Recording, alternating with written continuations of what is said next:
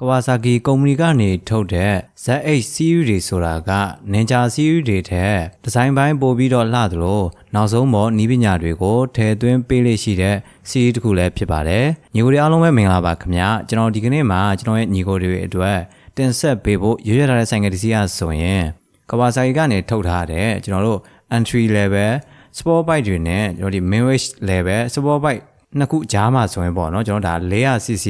inline 4 engine ကိုအသုံးပြုပေးထားတဲ့ Kawasaki ZH4R ဆိုင်ငယ်အကြောင်းကိုပြောပြပေးသွားမှာဖြစ်ပါတယ်။ Okay ပါဒါဆိုရင်တော့ကျွန်တော်တို့စလိုက်အောင်နော်။ပထမဦးဆုံးကျွန်တော်တို့ ZH4R မှာထည့်သွင်းပေးထားတဲ့ engine spec တွေကိုကျွန်တော်ကြည့်လိုက်အောင်နော်။ဒီဆိုင်ငယ်ကကျွန်တော်တို့ဒီ mid-range level ရဲ့ကျွန်တော်တို့ဒီ entry level ပေါ့နော်ဒီနှစ်ခုကြားမှာတိစောက်ပေးထားတဲ့ဒါဆိုင်ငယ်တစ်စီးလည်းဖြစ်တယ်ပေါ့နော်ဆိုတော့ကျွန်တော်တို့ကဒီ entry level sport bike တွေကိုစီးပြီးတော့ပေါ့နော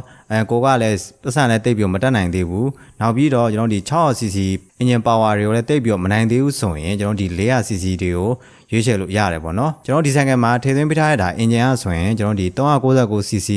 inline 4 engine ကိုသုံးမှုပေးတာဖြစ်ပါတယ်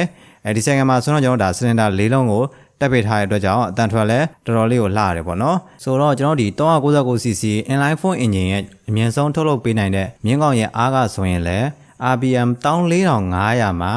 80 horsepower တိကိုထုတ်ပေးနိုင်ပြီးတော့ maximum torque ကဆိုရင်လဲ RPM 13000မှာ39 Newton meter အထိကိုဒါထုတ်ပေးတဲ့ဆိုင်ကယ်တစ်စီးလည်းဖြစ်တယ်ပေါ့နော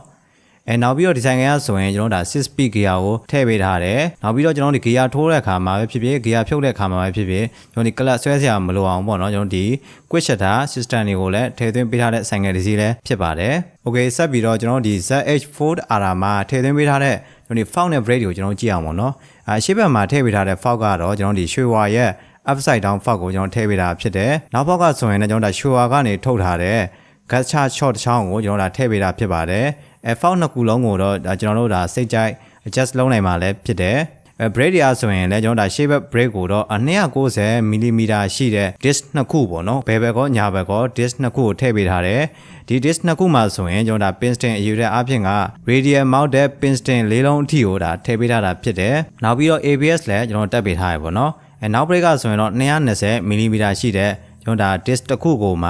ကျွန်တော်ဒီ piston ကလည်းတစ်လုံးကိုဒါထည့်ပေးထားတယ် ABS လည်းပါတယ်ပေါ့နော်နောက်ပြီးတော့ကျွန်တော်ဒီ ZH4R ရဲ့စီစားနှုန်းပေါ့နော်ကျွန်တော်ဒီ 399cc inline 4ဖြစ်တဲ့အတွက်ကြောင့်မလို့သူ့ရဲ့စီစားနှုန်းကကျွန်တော်100 km ကို9လီတာအထိအသုံးပြုရမှာလည်းဖြစ်တယ်ပေါ့နော်စီမဝဆနိုင်မှုပမာဏကဆိုရင်လည်းကျွန်တော်ဒီ4ဂါလန်အထိကိုထည့်သွင်းအသုံးပြုနိုင်မှာလည်းဖြစ်ပါတယ်ဆိုတော့ကျွန်တော်ဒီ 400cc တန်းရဲ့ကျွန်တော်ဒီ weight ကဆိုရင်လည်းကျွန်တော်ဒီ414ပေါင်အထိကိုလေးတယ်နောက်ပြီးတော့ဒီဆိုင်ငယ်ကျွန်တော်ဒါ CI ကဆိုရင်31လက်မအထိမြင့်တယ်ပေါ့နော်။ Okay ပါဒါဆိုရင်တော့ကျွန်တော်ဒီဆိုင်ငယ်တစ်စီးမှာမဖြစ်မနေကျွန်တော်ထည့်သွင်းပြောရလေးရှိတယ်။နောက်ဆုံးတော့ကျွန်တော်ဒါနီးပညာအကြောင်းတွေ electronic system အကြောင်းတွေကိုကျွန်တော်ကြည့်လိုက်ရအောင်နော်။ကျွန်တော်ဒီ2025 model Kawasaki ZH4R မှာထည့်သွင်းပေးထားတဲ့ electronic system တွေအကြောင်းကျွန်တော်ပြောပြပေးသွားပါမယ်။ကျွန်တော်ဒီ2025 model ZH4R မှာဆိုရင်ကျွန်တော်အကြိုက်ဆုံးတစ်ချက်ကကျွန်တော်ဒီ eco mode ပါဝင်တာလည်းဖြစ်တယ်ပေါ့နော်ကျွန်တော်ဒီ eco mode ကို on ထားမယ်ဆိုရင်ကျွန်တော်ပုံမှန်ထက်ကိုပို့ပြီးတော့စီစားပို့ပြီးတော့တက်တာစီမှာလည်းဖြစ်တယ်ပေါ့နော်ဒါပေမဲ့ကျွန်တော် power တော့တိတ်ပြီးတော့ထွက်မှာတော့မဟုတ်ပါဘူးနောက်ပြီးတော့ဒီဆိုင်ငယ်မှာဆိုရင်ကျွန်တော်ဒါ traction control system တွေထည့်ပေးထားတယ်ဒီစနစ်ကဆိုရင်လည်းကျွန်တော်တို့ဒီဆိုင်ငယ်ကိုအကွေ့တဲ့အခါမှာဆိုရင် slip ဖြစ်သွားအောင်ပေါ့နော်ကျွန်တော်ထိန်းချုပ်ပေးတာဖြစ်တယ်traction control system ကိုမှမိမိစိတ်ကြိုက်ပေါ့နော်မူ3မျိုးနဲ့စိတ်ကြိုက်ရွေးချယ်ပြီးတော့အသုံးပြုနိုင်မှာလည်းဖြစ်တယ်ဂီယာထိုးတဲ့အခါမှာဆိုရင်လည်းကျွန်တော်တို့ကလပ်ညှစ်စရာမလိုဘဲနဲ့ဂီယာအထက်ရောဂီယာအဖြုတ်ရောအသုံးပြုနိုင်ရန်အတွက်ပေါ့နော်ကျွန်တော်က quick shutter system တွေကိုလည်းထည့်ပေးထားတယ်နောက်ပြီးတော့ဒီဆိုင်ကမှာဆိုရင် power move လည်းထည့်ပေးထားတယ်ပေါ့နော် power move ကဘာကိုပြောလဲဆိုရင်တော့ကျွန်တော်တို့ဒီဆိုင်ကရဲ့ horsepower ကိုကြိုက်တဲ့ level မှာထားပြီးတော့အတိုးအချော့လုံးနိုင်မှာလည်းဖြစ်တယ်နောက်ပြီးတော့ကျွန်တော်ဒီ brake system မှာဆိုရင်လည်း ABS ကိုကျွန်တော်ဒါ2 channel ABS တိတာထည့်ပေးထားတဲ့ဆိုင်ကတစ်စီးလည်းဖြစ်ပါတယ်။ Okay နောက်တစ်ချက်ကဆိုရင်တော့ကျွန်တော်ဒါနောက်ပိုင်းဆိုင်ငယ်တွေမှာကျွန်တော်ဒါအများဆုံးအသုံးပြုပေးလာကြတဲ့ရှေ့ဘက် display ပေါ့နော်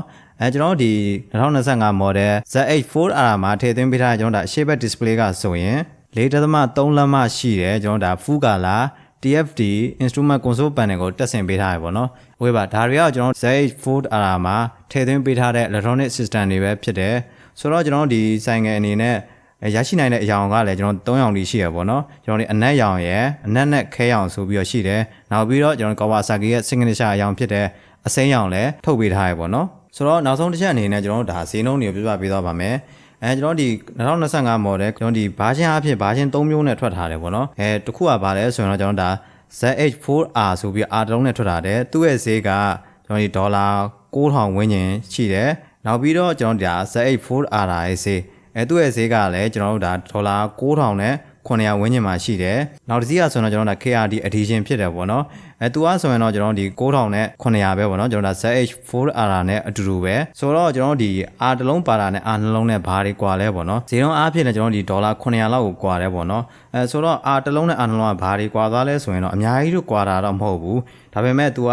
ကျွန်တော်ဒီ R နှလုံးမှာဆိုရင်တော့ quick shutter ပါတယ် R တလုံးမှာတော့ကျွန်တော် quick shutter မပါဘူး R တလုံးမှာတက်ဆင်ပေးထားတဲ့မြင်းကောင်ရဲ့ R တွေ dot power တွေကဆိုရင်တော့ကျွန်တော်ဒီ R နှလုံးထက်ကိုနည်းမှာလည်းဖြစ်တယ်ပေါ့နော်ဝယ်ပါဆိုတော့ညီတော်ရဲ့ညီကိုတွေထဲမှာဆိုရင်ကျွန်တော်ဒီဆိုင်ငယ်ဝယ်ဖို့စဉ်းစားနေရပေါ့နော်ကိုကလည်းအခုလက်ရှိကကျွန်တော်ဒီ entry level sport bike တွေကိုစီးထားတယ်ကျွန်တော်ဒီ 600cc အထိကြတော့လဲကျွန်တော်ဒီဈေးနှုန်းအဖြစ်ကလည်းတိတ်ပြီးမတက်နိုင်ဘူးနောက်ပြီးတော့ကျွန်တော်ဒီ 600cc engine power တခုကိုလည်းကိုကတိတ်ပြီးတော့မထိန်သိမ်းနိုင်ဘူးဆိုရင်လေလုံးထိုးရတဲ့လိုချင်တယ်ကျွန်တော်ဒီနောက်ဆုံးပေါ်နီးပညာတွေကိုလည်းအသုံးပြုပေးထားတဲ့ဆိုင်ငယ်တစ်စီးလည်းဖြစ်ရမယ်ဆိုရင်တော့ကျွန်တော်တို့ဒီ ZH4R ကိုထည့်သွင်းစဉ်းစားသင့်ပါတယ်လို့ကျွန်တော်အနေနဲ့ပြောချင်ပါတယ်ဟုတ်ကဲ့ပါဆိုတော့ကျွန်တော်ဒီ2025 model ZH4R နဲ့ပတ်သက်ပြီးတော့ညီကိုတွေဘယ်လိုမြင်ကြသလဲပေါ့နော်ညီကိုတွေရဲ့ကျွန်တော်ဒီ entry level ရဲ့ကျွန်တော်ဒီ mid range level ထဲမှာဆိုရင်ညီကိုတွေရဲ့အကြိုက်ဆုံးဆိုင်ငယ်တစ်စီးကဘယ်တစ်စီးဖြစ်မလဲပေါ့နော်ကွန်မန့်ဝင်ရောက်ပြီးတော့ဆွေးနွေးခဲ့ပါအောင်ခင်ဗျာအဆုံးထိဝင်ရောက်ပြီးတော့ကြည့်ရှုအားပေးကြတဲ့ညီကိုတယောက်ချင်းစီကိုအထူးပဲကျေးဇူးတင်ရှိပါတယ်နောက်ဗီဒီယိုပုံနဲ့ပြန်လည်ဆုံစည်းပါအောင်မယ်အားလုံးနှုတ်ဆက်ခဲ့ပါတယ်ခင်ဗျာ